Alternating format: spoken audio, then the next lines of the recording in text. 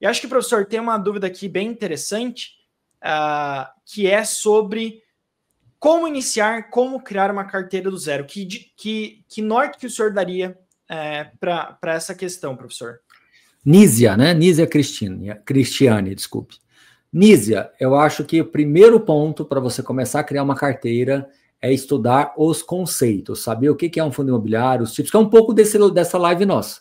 Se você voltar um pouquinho, você vai ver que é um pouco dessa live. É claro que a gente falou aqui em 10 minutos e você vai aprofundar mais, entender o que é um fundo de tijolo, entender o que é cotista, o que é uma assembleia, o que é um relatório gerencial, o que é um pagamento mensal, o que é o ajuste de semestre que acontece, regra dos 95%. São os conceitos. Então, você tem que entender, e aqui eu estou falando de fundos imobiliários primeiro, tá? E aí você, entendendo os conceitos, aí você vai para o segundo passo. O segundo passo é montar uma carteira teórica. Se você já for nosso assinante, Nízia, a nossa carteira já é a bússola. Comece estudando pela nossa carteira, já não vai investindo direto, não. A gente acha que, por mais que a gente tenha confiança nos fundos, todo mundo tem que conhecer um pouquinho. Então, assim, se você já for assinante nossa, se não for, convido a ser, a nossa carteira já é uma bússola. Você vai pegar todos os fundos da nossa carteira e estudar, abrir um relatório gerencial agora, abrir um relatório gerencial do ano passado, abrir um relatório gerencial do ano retrasado e ver como é que era o fundo antes e depois, procurar entender o que aquele fundo tem no portfólio, o que ele compra, que tipo de imóvel que ele tem. É um estudo que você vai fazer do relatório, né? Então, imagina que você está lendo ali e está fazendo anotações. E aí, depois que você anotar, você vai colocar uma tabelinha ali de pontos positivos, pontos negativos, o que você gostou, o que você não gostou. Se você for assinante, você pode entrar no plantão de dúvidas e tirar dúvidas, tá? Essa é a vantagem de ser assinante. Estou com dúvida no fundo tal, o que você acha disso? Eu não entendi isso, pode explicar? Então pode mandar várias dúvidas lá que a gente responde super tranquilo, né? Se você não for assinante, aí o trabalho vai ser maior, porque aí você vai ter que entrar em algum site, pegar lá os maiores fundos de logística. Aí você vai pegar, sei lá, os 5 maiores fundos de logística e fazer um estudo sobre eles. Depois você vai pegar os maiores fundos de shopping, você vai fazer um estudo sobre eles. Aí vai ficar um pouco mais... Essa lista vai ficar bem maior, né? Essa bússola vai existir, mas vai ser 5 vezes maior do que a carteira. Com a carteira você vai ficar mais direcionada nesse estudo. Terceira fase, você vai montar uma carteira teórica. O que é uma carteira teórica? Não vai pegar 10, 15, 50, 200 mil reais e sair comprando. Você vai montar uma carteira teórica, vai imaginar a sua carteira daquela forma, aí depois você vai para o outro passo. A carteira teórica que eu digo assim, quais fundos que então eu decidi ter? Esses daqui da lista. E aí depois, o quarto e último passo, aí você vai colocar um pouquinho de dinheiro em cada uma deles. Colocou um pouquinho de dinheiro em cada um deles, vai esperar um mês, vai ver o rendimento cair, espera mais 2 meses, vê o rendimento cair, você pode comprar mais um pouquinho, aí você vai ver a flutuação das cotas, ver como é que você está dormindo com relação a isso, está dormindo bem, está dormindo mal. Se estiver dormindo bem, legal, isso é um bom sinal. Se estiver dormindo mal, estuda mais. É um algoritmo que fica voltando ali. Enquanto você estiver dormindo mal, que eu falo que é o teste do travesseiro, você tem que estudar mais. Você não pode parar de dormir por causa do seu investimento. O fundo caiu, eu fiquei sem dormir, briguei com a minha família, namorado, marido, esposa, enfim. Isso não pode acontecer. Porque se estiver acontecendo, alguma coisa está errada no estudo. E aí você tem que, então, suprir isso daí. Aí depois que vai entrar um dinheiro mais pesado um pouco. Então, veja, isso tudo que eu te falei pode demorar talvez 6 meses, pode demorar 8 meses, pode demorar até 1 ano, não tem problema. O que é 1 ano numa vida de uma pessoa que está buscando uma jornada de 20, 30 anos de investimento? É muito melhor começar assim do que já pegar um monte de dinheiro, porque viu um vídeo na internet, porque alguém falou que é legal, porque viu um vídeo do Baroni, o Baroni falou, nossa, gostei, vou comprar 300 mil reais de fundo imobiliário, amanhã você não está preparado, vai perder o sono, vai brigar com a esposa, vai brigar com o esposo, com o marido, não vai dar certo, não vai dar certo. E se acertar e ficar... e valorizar demais, aí você vai achar que você é muito especial, que fundo imobiliário é a melhor coisa do mundo, aí você vai querer vender casa, você vai querer vender carro, vai querer colocar tudo em fundo imobiliário, porque, nossa, olha como valorizou.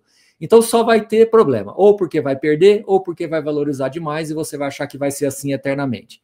Então tudo se baseia em estudo. Certo, João? Exatamente, professor. Tem uma dúvida da Lilian, que ela pergunta, com 50 anos, ainda dá tempo para investir para aposentadoria? O que eu te digo, Lilian, é o seguinte, eu tenho certeza absoluta de uma coisa, que os investimentos eles vão melhorar a sua vida, tá?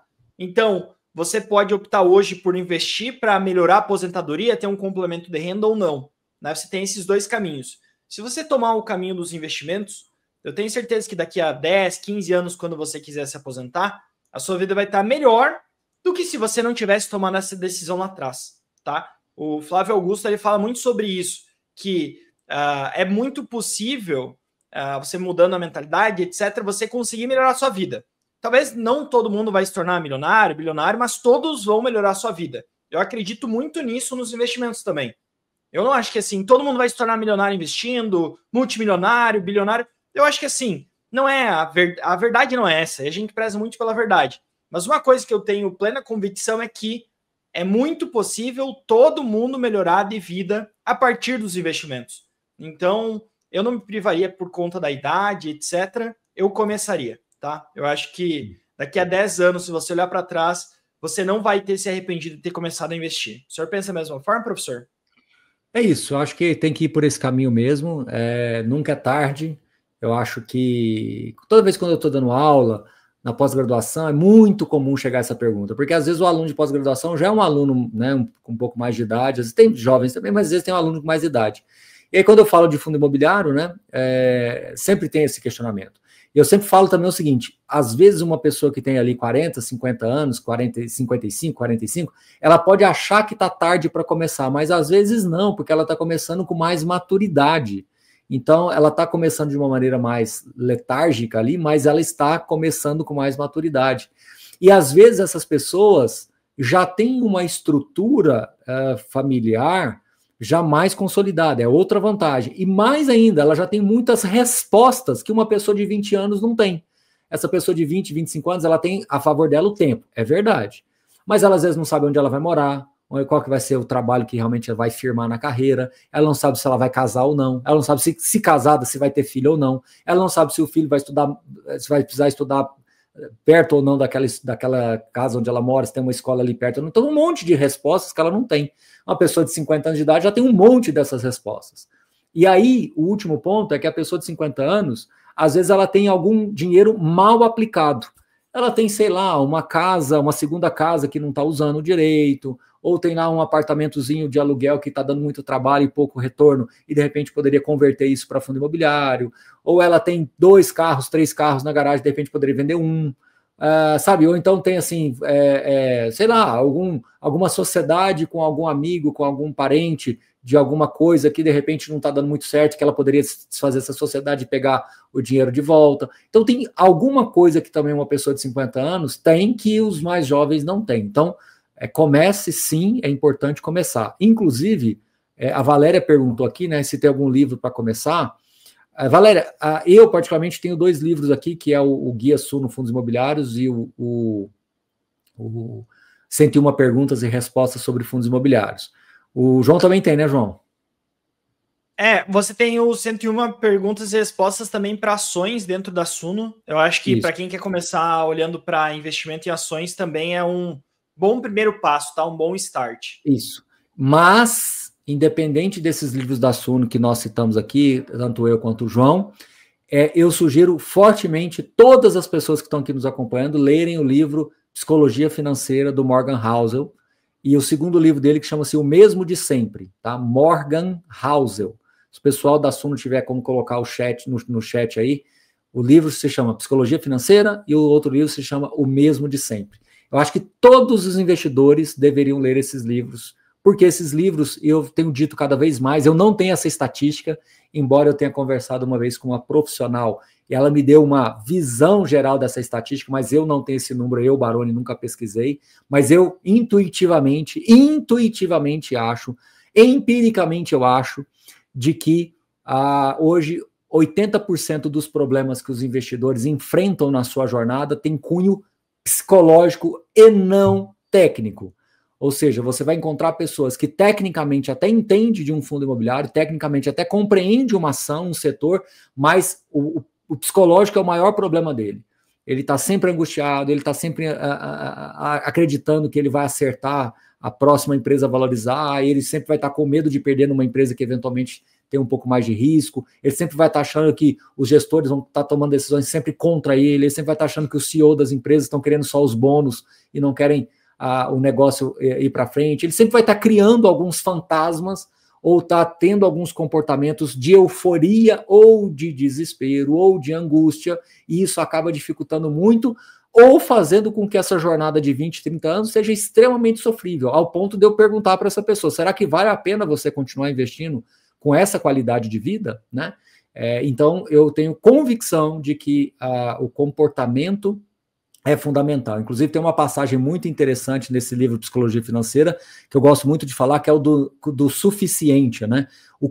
Quanto é o suficiente para as pessoas? Eu conheço pessoas que têm muito dinheiro, mas elas estão sempre buscando alguma coisa, então ela nunca se satisfaz, ela não está precisando mais do que aquilo, e ela está buscando, então ela já nem sabe mais o que ela está buscando, e no final ela está querendo se expor a muito risco, porque ela está buscando ganhar cada vez mais, ou aquilo que aquele fundo está entregando de resultado não está bom, porque ela quer mais, e ela não consegue falar o que é o suficiente. Então, quando você não se satisfaz, né, você não fica saciado, não tem comida no mundo que vai conseguir satisfazer, né? Não tem nada que vai satisfazer. Então não tem o melhor fundo imobiliário do planeta que vai satisfazer, porque você sempre está querendo mais. Então esse livro, como esses do Morgan Housel, trata desses assuntos, né? Desse comportamento humano que atrapalha muito na jornada do investidor, né? Então encontrar o nível de suficiência, o quanto é suficiente para mim, o quanto eu estou tranquilo, né? Se eu estiver recebendo 0,8 de rendimento mensal, tá bom? Não, eu quero 0,9, não, 0,9, eu quero 1, eu quero 1,20, eu quero 1,30, né? E eu fico buscando quando que eu vou ser saciado, né? E aí é importante encontrar esses pontos de equilíbrio. Eu acho fundamental, e de novo, cada vez mais a gente que tem contato com o investidor, eu me convenço de que o problema hoje dos investidores na jornada tem um cunho muito mais comportamental, né, ou psicológico, ou comportamental, do que efetivamente técnico. Isso não tem tamanho não, tá? O Caio, que trabalha aqui comigo, ele entrevista lá no Como Eu Fiz, né? Às vezes você pega um investidor simples, assim, simples, que tem, você vê que é um capital limitado ali, crescendo devagarinho, fazendo o trabalho, mas investindo muito melhor do que muito figurão por aí que tem muito dinheiro. Então, é muito interessante ver isso, né? Muito interessante ver isso. E quando você consegue ajudar essas pessoas a enxergar que o comportamento diz muito mais na jornada do que o lado puramente técnico, as coisas tendem a ficar mais fáceis de lidar. Então, eu tenho cada vez mais procurado exercer dentro do meu ofício, dentro do meu trabalho, esta orientação de trazer uma qualidade de vida para o investidor. Seja um investidor de R$1.000 por mês, seja um investidor de R$50 mil por mês, de R$100 mil por mês. Isso não é dividido pelo valor do dinheiro que ele acumula e o valor do dinheiro que ele tem. Tá? Investidores simples, com pouco dinheiro, às vezes têm mais paz de espírito e tranquilidade e uma qualidade de vida como investidor do que um investidor super sofisticado, com um bolso fundo, que tem muito dinheiro. Então, esses livros vão ajudar muito.